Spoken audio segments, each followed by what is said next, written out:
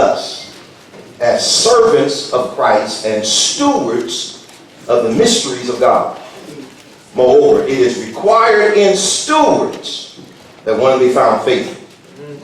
But with me, it is a very small thing that I should be judged by you or by a human court. In fact, I do not even judge myself. For I know of nothing against myself, yet I am not justified by this. But he who judges me is the Lord. Therefore judge nothing before the time until the Lord comes, who will both bring to light the hidden things of darkness and reveal the counsels of the heart. Then each one's praise will come from God. Let's read the text. I want to talk about faithful stewards. All right. The most beautiful thing to watch in the church is the relationship and unity between pastor, leaders, and people. It is the most beautiful thing one can see. Pastor and people and leaders are moving forward in the same direction. That is one of the most, it's almost like watching the other day. I saw at least a herd of birds flying in the air. And they land on the telephone wire. And everyone lined up on the wire. And then another one would lead and they'll follow. That is the most beautiful thing. And so it is when members and officers within the body of Christ can be on one accord, moving in the same direction. Nothing pleases God, nothing pleases Christ more than to see a thriving, dynamic relationship that has developed between those who give leadership and those who are being led. Something is definitely wrong, my brothers and sisters, when a church or individual members within the body refuse to accept biblical and spiritual leadership. Something is off center. Something is not right with that. Something is in that Kool-Aid. And such was the case in 1 Corinthians chapter 4. That was the problem that Paul writes this letter, and this particular chapter he's dealing with. The church at Corinth appeared to have forgotten this particular truth, that something beautiful when pastor and people are walking together in unity. And so Paul is writing to remind them of his role as an apostle and their relationship to him as a church.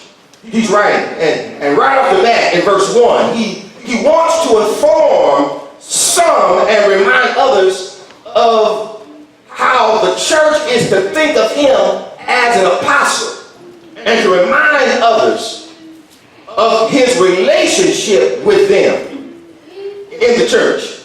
And so in an effort to teach them, we see in verse 1, he uses two words in verse 1 to describe his purpose as an apostle as well as his function as an apostle.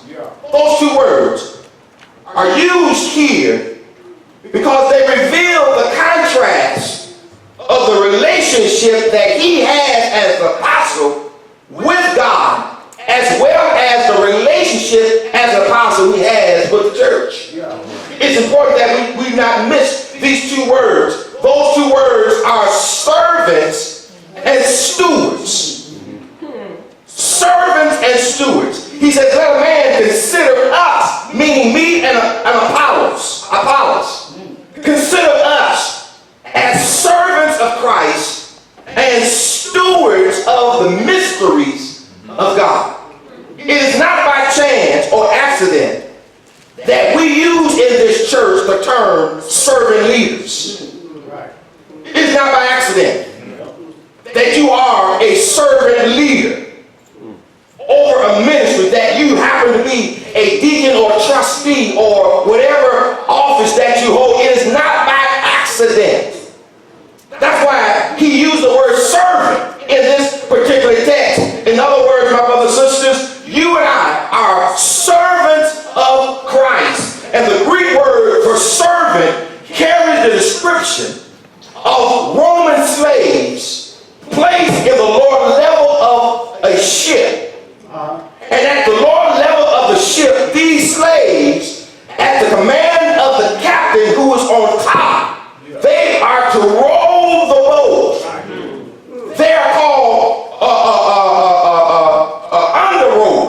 what they call under rowers. They row the ship to help the ship to move forward. As servants of Jesus Christ, you are an under rower. All right. Your job is to help move this ship forward at the command of the captain, who happens to be Jesus Christ. All right. Paul says, as an apostle, we are under rowers. He wanted the church to look upon him and the other apostles as spiritual under rowers, or servants called by the Spirit of God to move the church forward under the direction of Jesus Christ, who happens to be the captain of the ship. And my brothers and sisters, whatever title, whatever position you hold in the church, your task as a servant or under rower is to move this church forward under the direction of Christ and pastoral leadership. A church that is not moving forward is a church where people refuse to do the heavy lifting. All right. Somebody got to do the heavy lifting. Well, somebody got to pay the mortgage. Somebody got to cook the food. Talk to me. all right. Everybody has a responsibility on this ship. And as servant leaders, officers, you are an under rower. It's important that we take our place. The second word he uses is stewards. Not only are we servants of Christ, but Paul says, but stewards of the mysteries of God. In contrast to a servant who happens to be an under rower, a steward is a different kind of slave. A steward is one who has been given great responsibility over the household of his master. We are stewards, Paul says, of God's household. He wants to make sure that the lights are paid for and turned on. He wants to make sure the bathrooms are clean. He wants to make sure there's spiritual food on this table. Because those who come in have to be fed. Isn't it a terrible thing to go home and nobody does the cooking? You're looking at them, they're looking at you.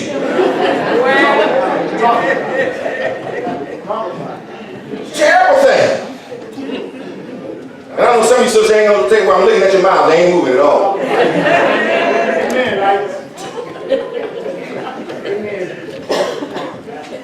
Paul says, we are stewards over the household. Paul believed that he and the other apostles have been given great authority and responsibility by God over God's household and the church, and the mystery of God represents the Word of God. We are stewards over the gospel. We are stewards over the Word of God. And it is through the Word of God we provide leadership in the churches. That's what Paul wants to say. And as such, that we are accountable not to you, but to God. Stewards are accountable not to the deacons or the trustees, but to God. And so, my brothers and sisters, when we look at this text, let me say it again. They were accountable to God in how they handled their responsibility. Paul is going someplace with this. The same is true today. Pastors are accountable to God as stewards of His God. This is a very difficult concept in most churches and believers to accept today. Pastoral accountability. During my 40 years in ministry, 40 plus years in ministry, I worked at several churches, city, country, and observed various attitudes toward pastors and staff people who thought or saw their pastor primarily as an employee of the church. Hear me now. They have the attitude, and some have said this, since we pay his salary. we have a right to tell him what to do. Because he's a church employee. Show me that in Scripture, either in word or in spirit, that the pastor is a church employee. And you, as members and employers, have a right to tell him what to do. Amen. Show me in Scripture.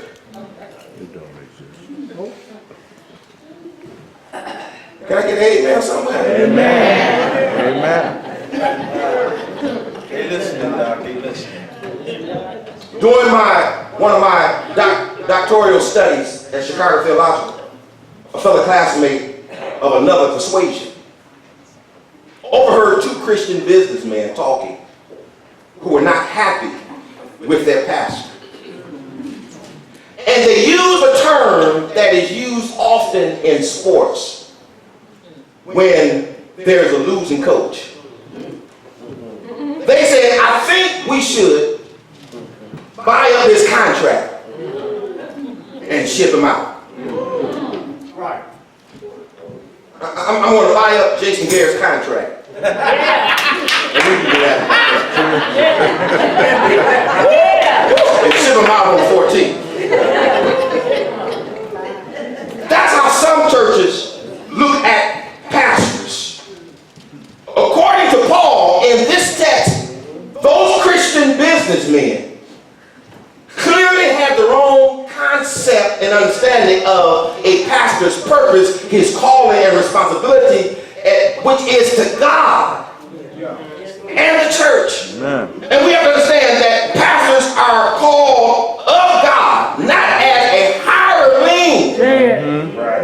Right. Not as a hireling.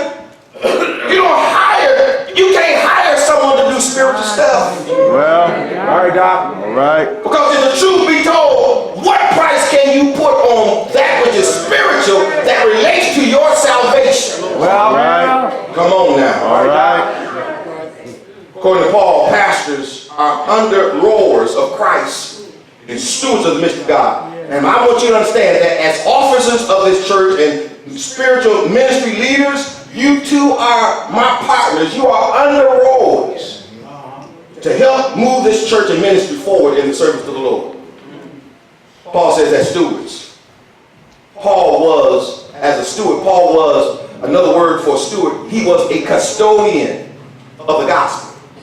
Which means that, which is the word of God, his task as a steward of the word of God is to manage the word, first of all, by preserving and protecting and dispensing the truth of God's word, whether you want to hear or not. Paul says, I have a responsibility to speak the truth, the word in truth, to dispense it, even if it makes you feel good or even if it hits you where you don't like it. Not only is the preacher a steward of the word, but I want you to understand, so are you. Amen. If you are an officer and a ministry leader, you are a steward of the word of God. When you meet, you ought to be talking about something that relates to the word. Amen. When folks start acting up or acting ugly, you ought to interject the word. Amen. Come on now, that's why I haven't received any of your minutes over this past year. Because I ought to know some stuff that's going on in the meetings. Y'all don't tell me everything.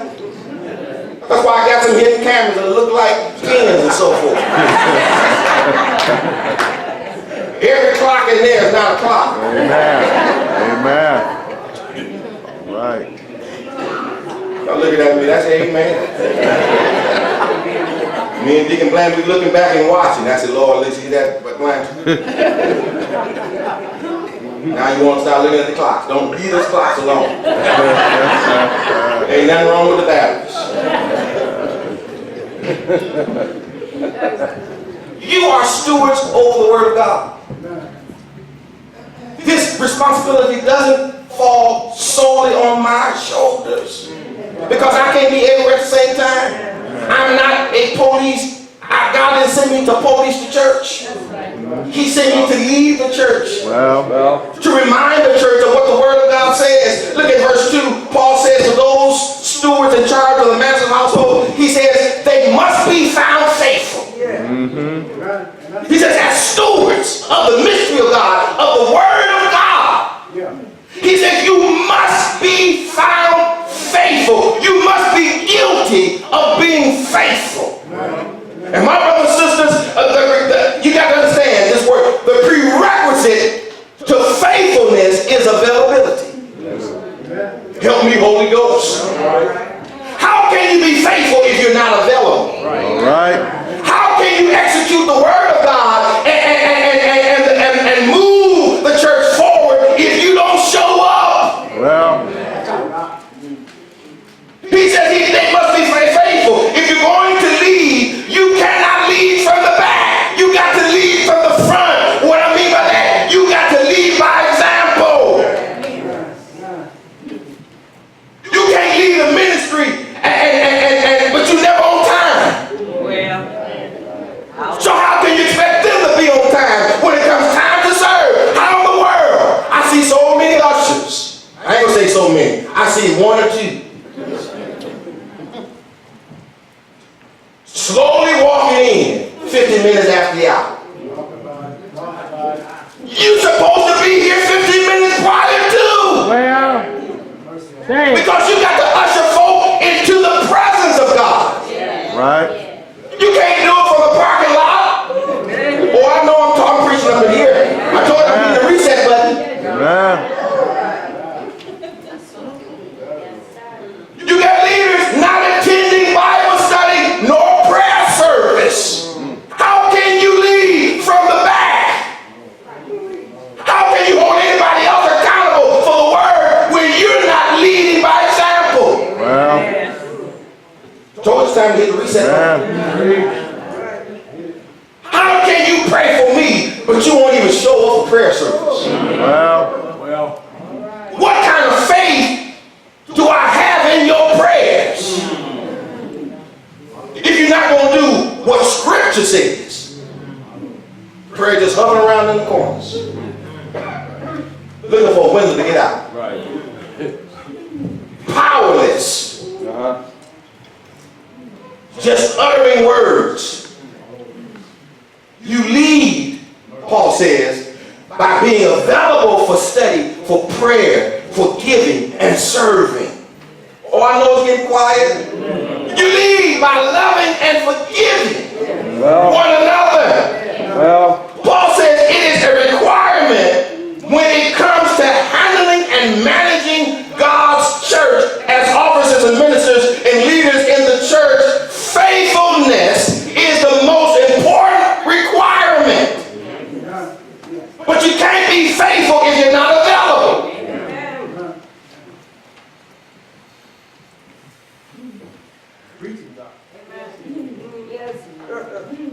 Paul says, in terms of stewardship, in terms of faithfulness, you must be efficient managers of the Lord's resources. Can anybody manage your money? You're not a good manager yourself, but can anybody else manage your money? You living from paycheck to paycheck and you made good money. You ain't a good manager. You spend it before he even hit post-dated checks. I remember my family used to give me a post-dated check. I said, don't write me no more checks. Post-dated. If it ain't in the bank, don't write it. That's a promissory note. Then when you cash it, I told you to hold the check. That's paper money. What's wrong with you? You giving me money I gotta hold on to. well, What kind of mess is that? A steward. As stewards, we never own the property or the resources that God has given to us. We're not owners. We're just overseers. We're just, your job is simply to run and oversee his affairs. That's what we do as officers. But you got to be here to do the work. You cannot run the master's household from your home or by proxy no more than you can do your own household. I got this alarm system now. I can see who's coming, who's going from remote. If I look at it now, I see if Derek is sitting in my chair right now.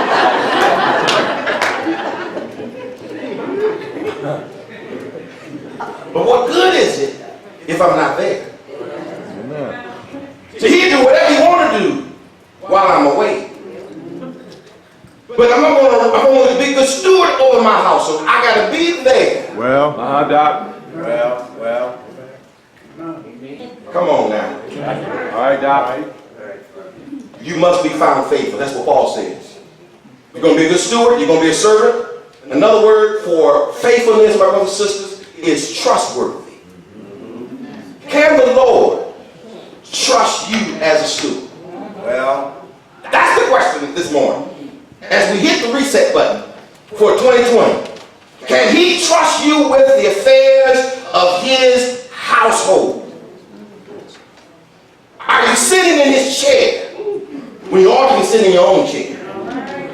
Can he trust you with his resources to the point where you use it as he would and not as you want? Oh my God. well. I knew what my mama wanted, and I didn't do things the way I thought they ought to be ran. But because I ran it, because I knew what she wanted, because she set an example for me to follow. All right. Do you run God's household like you want to, or like he has set an example for you?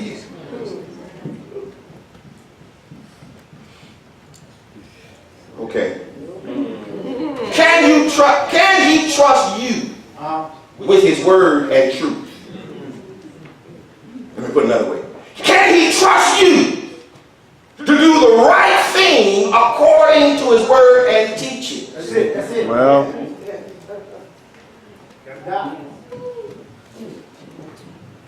Every time I take my sabbatical,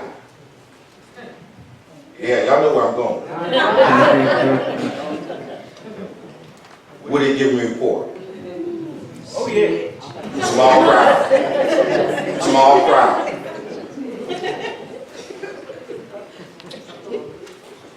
Now, if you were a good steward of the word, it don't matter who's up here preaching. well, Yes, sir.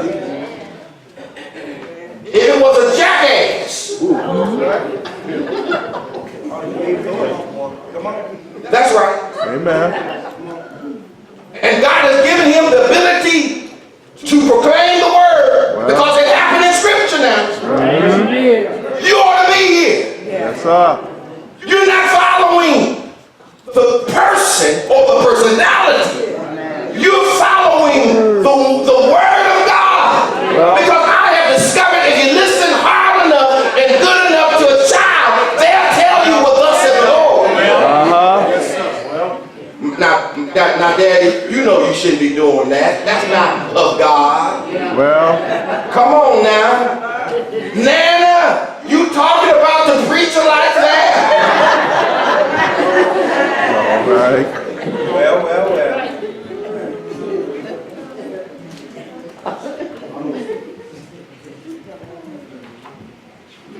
Listen to what Paul is about to say.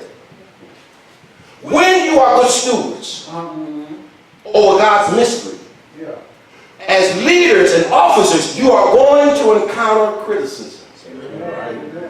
So you better have a good handle on the word. I wish I could have that same mindset to handle criticism like some of my members. I ain't calling them names. It just rolls off their back. There was a man named Graham. Graham was a quiet, unassuming man. He was not pushy. He was not eager to get up and speak in public. Yet over and over again, he ended up either being a member or a leader of a particular committee or program in the church. And you know how y'all are. You keep seeing the same people getting up and doing stuff. Y'all know what y'all say. Come on now. What do y'all say? Why she got to get up? Why did it get him?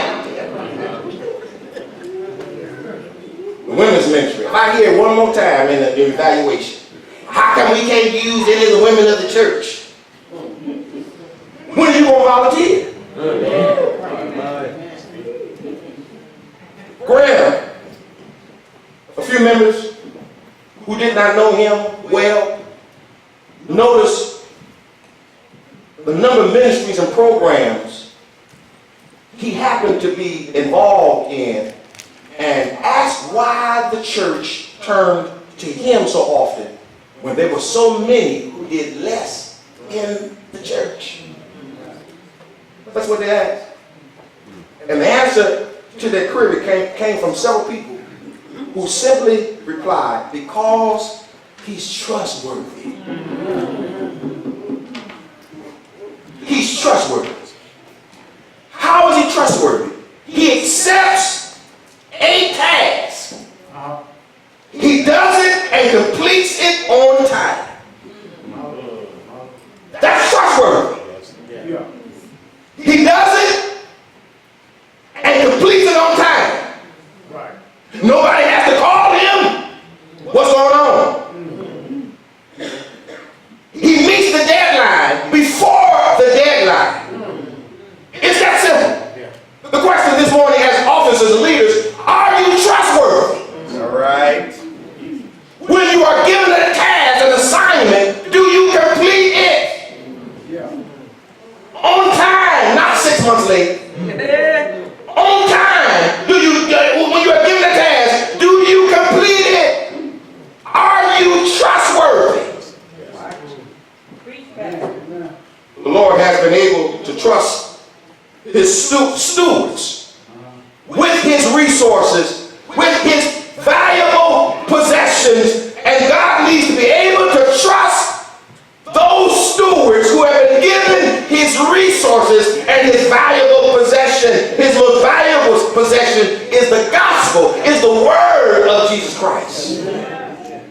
So as a pastor, he has entrusted me not to sugarcoat, not to water down the word. That's why I'm not putting a chaser in it. Giving it to you straight. Because every now and then you need a strong drink. You need a quick buzz. All right. Are you trustworthy?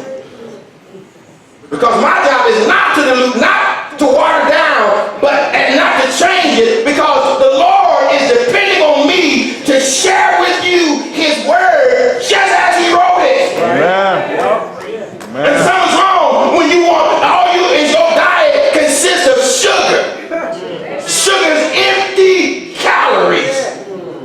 Carbs that turn your liver into fat. My brothers and sisters, we are underrowers and stewards of Christ and his church. Comes with its fair share of criticism and critics. Paul was painfully aware of this when he writes this. His relationship with the church of Corinth was very strange. He founded this church. He left it in the hands of other ministers to go where God was leading him. The original members, something changed. The church blew up and it had new members. And those new members had no relationship with Paul. And they had a problem problem with his ministry and his teachings.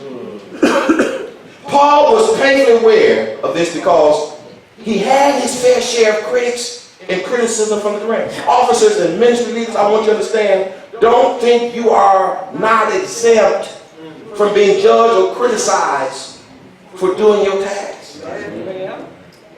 You are going to get your fair share of criticism. Well, Amen.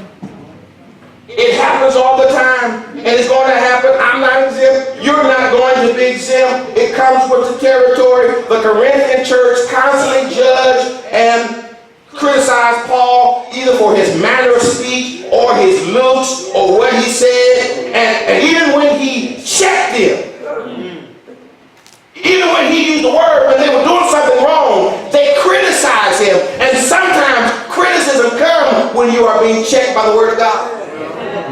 Because folk don't like to be checked when it comes to the word of God. Folk don't like to be told what thus said the Lord, because they want to do whatever they want to do when they do it. Right. And so whenever Paul was judged, whenever he was criticized by others at Corinth, he would simply ask them, did I not tell you the truth? So why am I your enemy for telling you what thus says the Lord? Look at verse 3 and 5. I'm almost done. In verse 3 and 5, Paul makes it clear that others were not in a position to judge him or other ministers. Verse 3 and 5. He rejected their evaluation of him and their evaluation of his ministry. Listen to what he says about this in verse 3. He says, as for me, it is a very small thing that I should be judged by you or any human court. He says, as a matter of fact, I don't even judge myself. In other words, I don't even take myself serious. Because I realize that even though I'm a man of God and I'm being led by God, I have my shortcomings as well. Well. And even when in my shortcomings, I don't take it hard. I don't be hard on myself. If I'm not hard on myself, I'm not going to let you give me any trouble, grief. Look what he says. The same thing Paul experienced at Corinth is no different with you and me today as servants and stewards over God's ministry, my brothers and sisters. You will be judged by others in the church. Some of you already know that. You will be judged. I don't care what office, I don't care what ministry you hold. Folk are going to judge you. There will be those who will criticize you no matter what you say, no matter what you do. People always find fault with something. Amen. It's hot, it's cold, it's lukewarm. They're going to find fault with something. How come you do it this way? How come you did it that way? You can't please everybody. And since you can't please everybody, the only one that matters is God. Amen. Don't get caught up in the rumors and the noise. Stay focused that you are a servant and a steward over the mysteries of God. You will never please everyone all the time. Listen, I wish I could put all my hands and feet in. If it happens to you, trust me, what do you think happens to me? You don't even have the responsibility that I have. You just have one little area. And you ready to quit? You ready to sit down? You get that on your job. Folk on your job don't like you. Folk on that job wish to get rid of you, but you still go in to get that money. All right, Doc. So why is it so easy to quit on the Lord when you come to church? You can't quit because you already said all the way. I'm going all the way. I'm going all the way. Where's my God? You raise your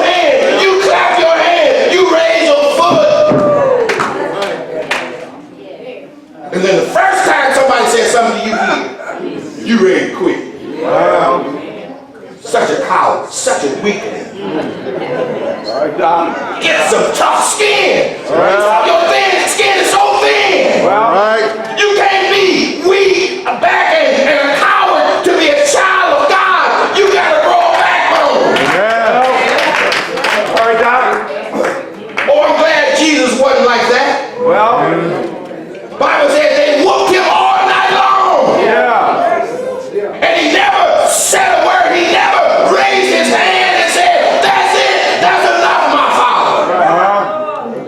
They pierced him in the side. They put a crown of thorns upon his head. They put nails in his hands, Well. at his wrists, and in his feet. Lifted him up, and the weight of his body shifted. Where medical people say he died from a heart attack, stress, but the scripture says he died. Well. He didn't do it for you. He didn't leave the glories of heaven to come down in a human body. He didn't do it for himself. He did it for you and me. And I dare you to quit on him when he needs you the most. All right. All right. How are you going to quit on him when folk criticize you and judge you over petty stuff? Well.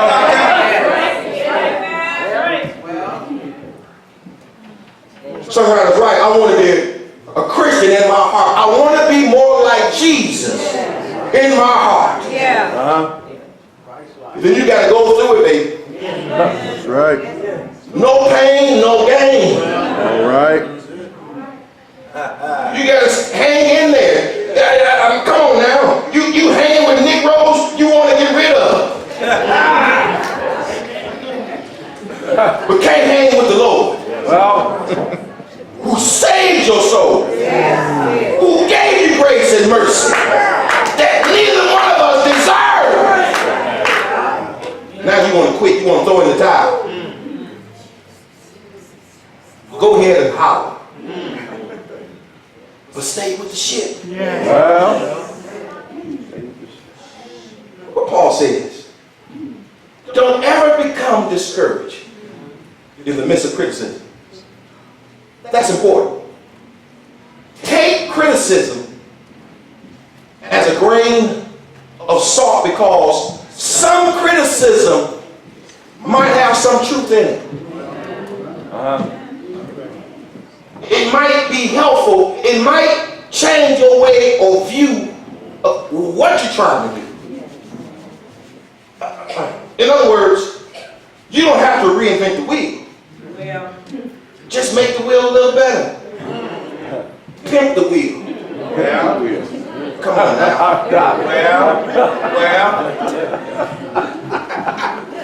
I mean, that messed up some of y'all up.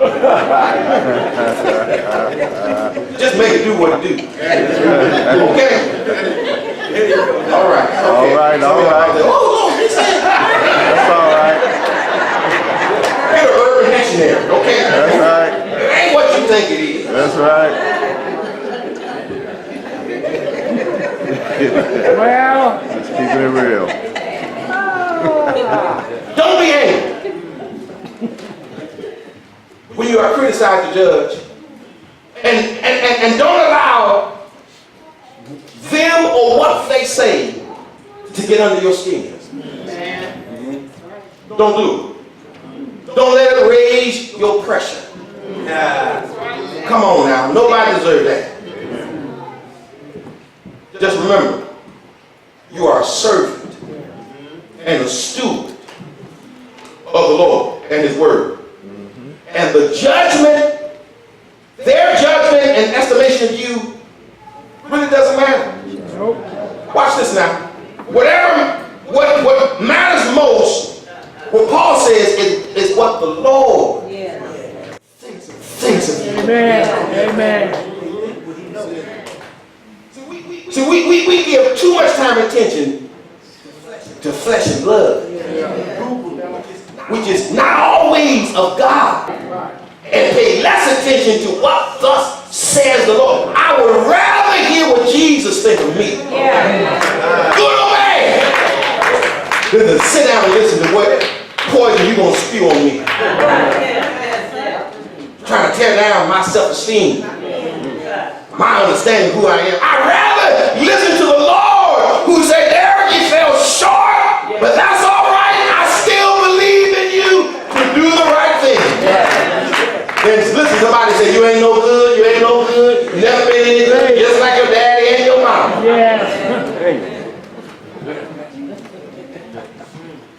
Listen to what Paul says in verse 4, but I'm almost done. He says in verse 4 in the 8th portion, he says, I don't even judge myself in such matters. In other words, my conscience is clear, but that doesn't prove I'm right. In December, in our last study of Bible study, I made the statement, those who were present. I said, I believe the Lord has led me to do what I'm supposed to do. And there may be a time that I may not be completely sure. Why? Because, again, this is what Paul is saying.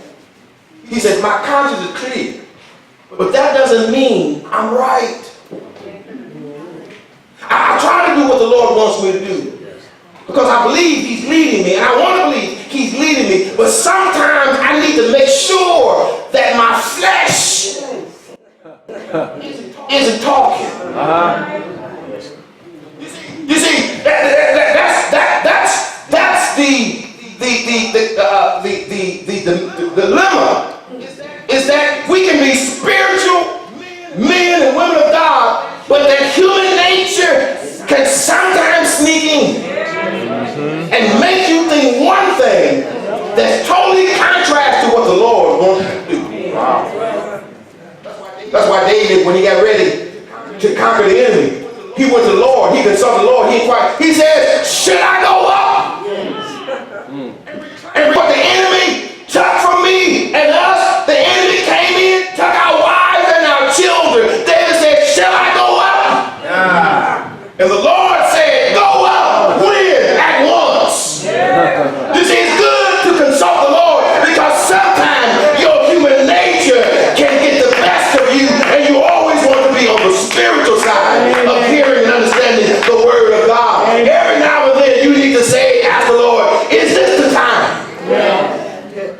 If you don't hear anything, that means you ought to wait until you hear from the Lord. Listen, some issues of criticism are pointless, because in the end, the only judgment that matters is God. Listen to what Paul says. I'm not making this up. Look what he says in verse 4. Therefore, judge nothing or no one before the time until the Lord comes. When he comes, all things will be revealed and exposed by light. He said the Lord will bring our darkest secrets to light and reveal our private motives. You know, sometimes when we come to church, we got some secret motives. We got some secret motives. He said, well, all that's going to come to the light when the Lord shows up. Well, those secret motives where you were digging a ditch for somebody and you happen to fall in it. My Lord.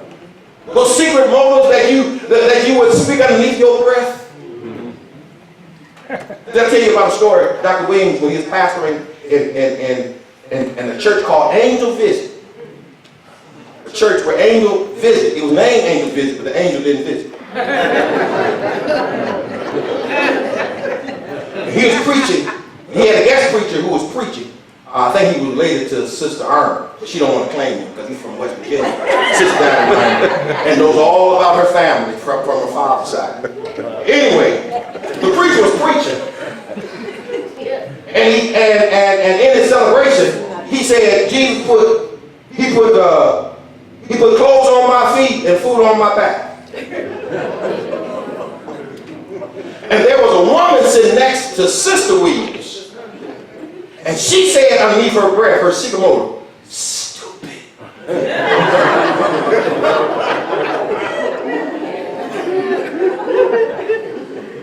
See, if you've been calling me stupid,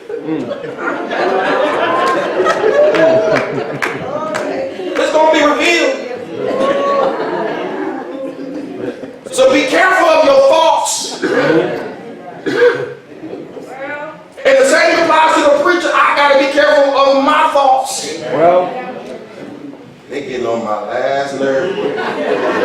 I hear you. Find Luke Roski and take him out. I got an eye on him. I got my eye on him. Listen to what he says. Paul says, in the end, you want to hear the Lord say, well done. In the end. That's right. My brothers and sisters, we do what we do, not for show or pay. We do it for the praise of God. Amen. Because one day we want to hear him say, well done. Listen to what he says in that text. You've been faithful over a few things. See, he already knows we're not going to do 100.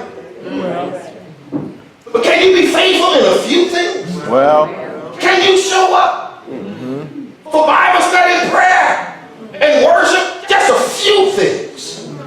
I know you may not show up for watch night service or day watch service, but can't you show up for the spiritual stuff that matters most? Well, You've been faithful over a few things. yeah. Come on high, and I'm going to make you rulers over many. Yes, sir. If you're not faithful over here, he says you're not going to be faithful over there. Amen. Can you be faithful over a few things? Let me read the text again. Let me read it in a different translation. Paul says, so look at Apollos and me as mere servants of Christ, who have been put in charge of explaining God's mysteries. Now, a person who is put in charge as a manager must be faithful. As for me, it matters very little how I might be evaluated by you or any human authority. I don't even trust my own judgment on this point. My conscience is clear. But that doesn't prove I'm right. It is the Lord himself who will examine me and decide. So don't make judgment about anyone ahead of time before the Lord returns. For he will bring our darkest secrets to light and will reveal our private motives. Then God will give to each one whatever praise is due.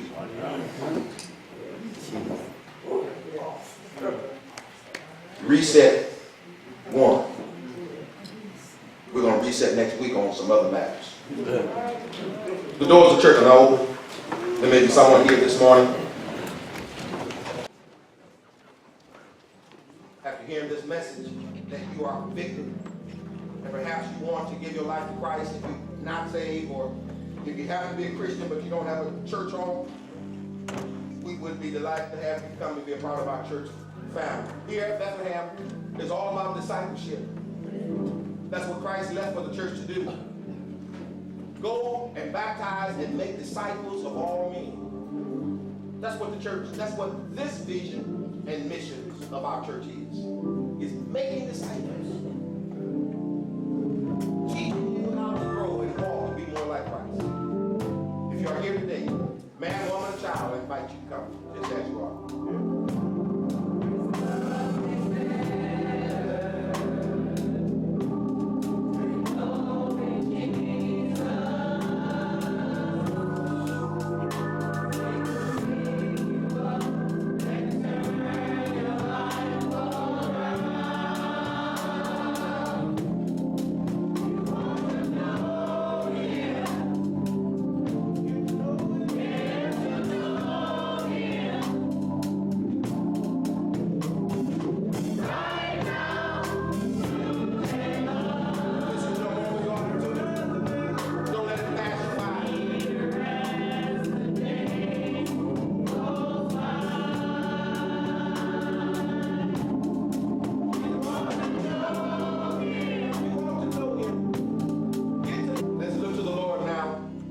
Sunday. We thank God again for the visitation of His Spirit, His presence, as well as His Word that challenges us, that convicts us, that puts us in the frame of mind to see ourselves as God sees us, and gives us the opportunity to make a decision, that decision to change for the better. We don't want to enter this new year with the same attitude and the same behavior and mindset of last year. We want to hit the reset button. We want to do better and be better. Not for ourselves, but strictly for his purpose, because we never know how God is going to use us to be a blessing to someone who may be watching us. Lord, we thank you. We give you the highest of praise, which is hallelujah. We thank you for each person on this first Sunday of this calendar year, this new decade. Be with us, Lord. Give us a sense of peace and understanding that comes not only through your word, but through your Holy Spirit. Help us to develop a deeper understanding. Help us to be committed to the Daniel factors that will project us on the right path to clear out the old so that the new, because you said in your word, no one puts new wine in old wineskins. Because the new wine and its strength will break and burst the old wineskin.